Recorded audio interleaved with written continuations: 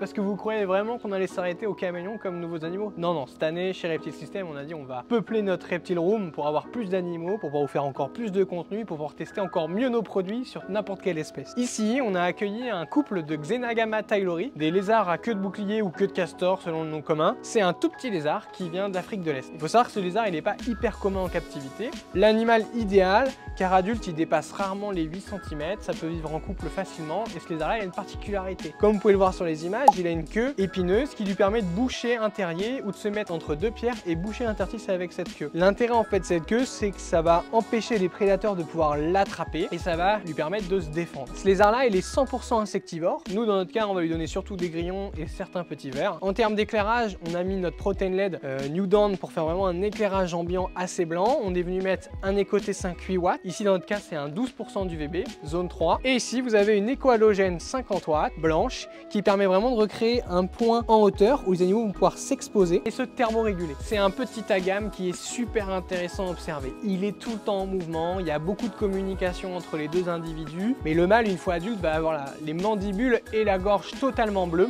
Moi, je trouve vraiment ce lézard super intéressant. Souvent, quand on cherche un lézard qui vit le jour et désertique, on trouve souvent des animaux qui ont besoin de grands environnements. On va penser au Pogona viticeps, au Pogona lawsoni ou encore au Crotaphytus par exemple. Là, ce cas-là, c'est un cas vraiment intéressant. C'est un lézard qui n'a pas besoin de beaucoup de place. Donc, c'est vraiment un lézard actif, désertique, qui ont des besoins en éclairage certes, mais on n'est pas obligé de prendre des grandes puissances électriques, donc on va vraiment réduire la consommation électrique.